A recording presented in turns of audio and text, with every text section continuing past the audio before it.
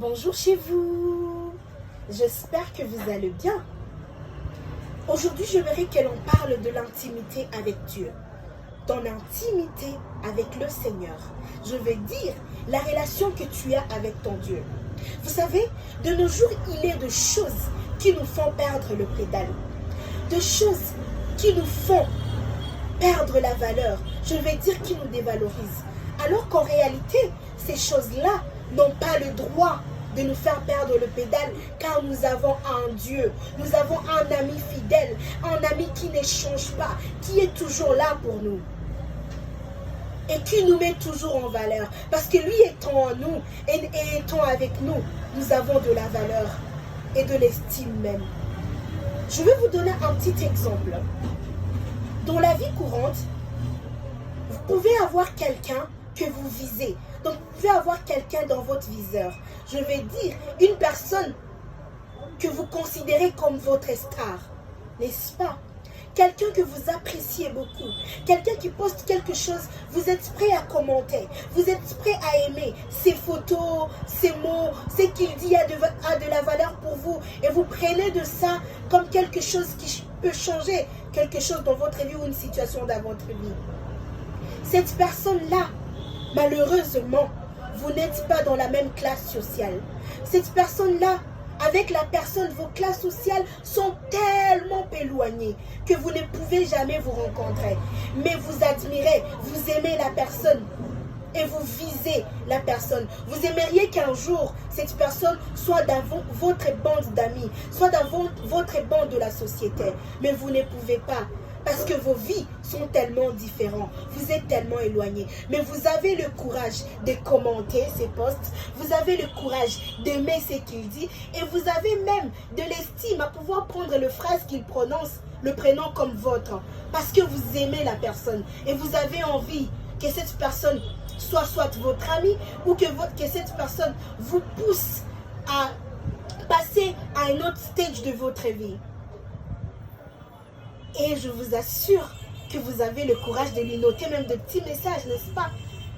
Mais en lui écrivant, vous n'attendez pas qu'il vous réponde. Parce qu'en réalité, vous savez que c'est vous qui le suivez. Et s'il voit vos messages, c'est par grâce. Parce qu'il ne peut pas. Vous n'êtes pas amis et vous n'êtes pas dans la même classe sociale. À un bon jour, vous vous réveillez. Du coup, vous trouvez que la personne vous a répondu, que la personne a liké votre commentaire, ou soit la personne vous a appelé et que vous aviez raté son appel. Comment vous allez vous sentir? Juste la sensation que vous sentez quand vous voyez que cette personne a soit aimé ou commenté, ou soit vous a appelé, voyant que vous avez autant insisté. Une réaction que vous n'attendiez pas. Une réaction qui est tellement merveilleuse pour vous. Du coup, vous vous sentez en valeur, n'est-ce pas? Et vous commencez à vous poser des questions. Vous vous demandez, qui suis-je pour que la personne de cette valeur, cette star, puisse avoir le temps de me répondre ou d'aimer ce que moi je commentais sur ces posts. N'est-ce pas que vous vous questionnez? N'est-ce pas que vous vous sentez en valeur? Et vous partez même chez vos amis proches, vous leur dites, hey, vous savez, telle personne m'a répondu ou telle personne a aimé ce que j'ai dit. Vous vous mettez en valeur et vous sentez une joie immense dans votre cœur. C'est la même chose avec le Seigneur.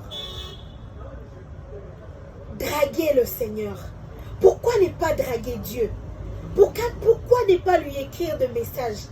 Pourquoi ne pas essayer de faire de lui notre star?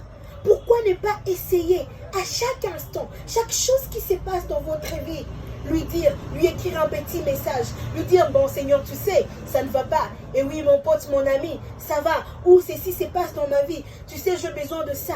De la même manière que tu peux te sentir attiré par cette personnalité, par la beauté de ta star. Lui, le Dieu qui a créé cette beauté-là. Le Dieu qui a donné ce qu'il a donné donc à la personne que tu mets dans ton viseur. C'est lui le boss. Je vais dire le big boss de vous tous. Pourquoi ne pas le draguer à lui? Pourquoi ne pas rechercher une place dans sa vie? Donc, faire de Dieu son meilleur ami. Faire de Dieu son ami intime. Faire de Dieu sa star. Lui dire des choses. Lui dire combien tu l'aimes. Lui dire comment, Hein? Combien tu as besoin de lui dans ta vie. Lui dire combien il doit être ton épaule. L'épaule que tu recherches chez la personne là, tu peux la trouver chez Dieu. Parce qu'il est capable. Il est capable de faire tout ça. Et lui qui donne, il est capable. Il est capable de faire d'énormes choses. Je ne sais pas comment vous faites. Je ne sais pas comment vous vivez pour ne pas voir cela. Mais je vous assure que quand vous avez Dieu comme meilleur ami, quand vous avez Dieu comme ami intime, même la personne là que vous êtes en train de chercher va venir vers vous. Parce que vous en avez parlé avec le boss. Lui qui l'a créé et qui t'a créé. Tu lui dis, Seigneur, tu sais, j'ai besoin que cette personne soit dans ma bande. À chaque fois que tu vas insister, je t'assure qu'il va le faire. Parce qu'un ami sait se mettre à la place de son ami. Un ami sait sentir la douleur. Tu ne peux pas dire à ton ami, tu sais, j'ai besoin de $5. Et s'il en a, qu'il ne t'en donne pas. S'il en a, il va t'en donner même 10. Parce qu'il va se dire que le 5, tu vas le gaspiller pour ça. Et les 10, ce sera pour ça. Il te donne autant. L'ami sait se mettre à la place de son ami. Il sait ressentir la douleur. Il sait ressentir le peine. Il sait ressentir aussi l'amour. Il sait être là pour toi. Pourquoi ne pas faire de Dieu cet ami-là? Cette personne-là que nous visons dans l'humain qui est avec nous. Pourquoi ne pas viser cette même relation-là avec Dieu? Je vous assure que je ne sais pas comment vous vivez. Mais quand vous avez Dieu, quand vous développez votre intimité avec le Seigneur, oh, vous allez témoigner des grandeurs de Dieu. Faites de Dieu votre ami. Demandez-lui même de vous aider à l'aimer. C'est possible. Demandez-lui même de vous aider à lui donner la place. Une place privilégiée. Ce que tu peux demander à ton époux en premier, demande-le à Dieu en premier. Et Dieu va te donner la force. Va t'ouvrir un chemin. Lui qui trace des lignes droites sur des lignes courbes, il va t'ouvrir un chemin de lui dire ce que tu vas lui dire. Parce que quand Dieu est dedans, tout est ok. Rien ne peut, rien et encore rien ne peut se perdre ou ne peut lâcher. Ce que tu peux dire à ton petit ami, à ton fiancé, ce que tu peux dire à ta maman en priorité, parle-en en Dieu. Dis au Seigneur, dis à ton ami fidèle, dis-lui de mots doux. Dis-lui des choses, parle-lui de chaque chose qui se passe dans ta vie.